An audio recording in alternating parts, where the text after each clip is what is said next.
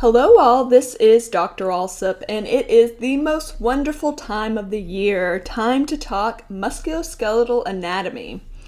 Now, as you've likely heard, and as you can kind of just observe, there is a lot of anatomy when discussing the musculoskeletal system. Think of how many bones, joints, and muscles there are in the body. Our discussions will be focused on the appendages, so the upper and the lower limbs, and we're going to start with the basics of the bones and joints of the upper limb. And there's a lot of material in this learning objective, as we are going to introduce all of the bones and the major joints of the upper limb. Do understand that we will discuss these in a bit more detail as we move through the week. So here I am really hoping to just get used to the terms, as in the names of the bones and the joints, and get a basic understanding of where these are located. Fortunately as well, the basic organization of the upper and lower limbs are similar, with a single bone in the true most proximal segment, two bones in the intermediate segment, and numerous smaller bones associated with the distalmost portion, so the wrist and the hand, as well as the ankle and the foot. But before we get started, I want to do a quick terminology quiz.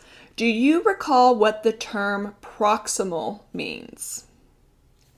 Hopefully you're landing on proximal means towards the trunk or point of origin, so hopefully that jogs your memory as to what distal means. Distal means away from the trunk or point of origin. We will be using these terms a lot throughout our MSK discussions, as in the proximal part of a bone, which is going to be the part that's closer to the trunk, or the distal portion of the bone, so away from the trunk. So we will begin with the proximal bones, which together are referred to as the pectoral girdle. And these bones serve to connect the trunk or the axial skeleton to the upper limb. So they're kind of in an intermediate place between the trunk and the upper limbs, but we're still going to mention them here. The clavicle, which is colloquially referred to as the collarbone, is located near the root of the neck. We saw it quite a bit when we were dissecting in this area. And it is firmly articulated with the trunk at the sternum, so at this sternoclavicular joint right here.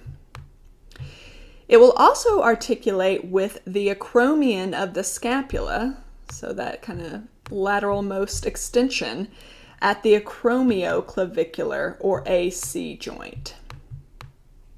Remember, you can palpate the clavicle for almost its entire length, and where it ends laterally means you are at the acromioclavicular joint. The scapula, sometimes referred to as the shoulder blade, will distally articulate with the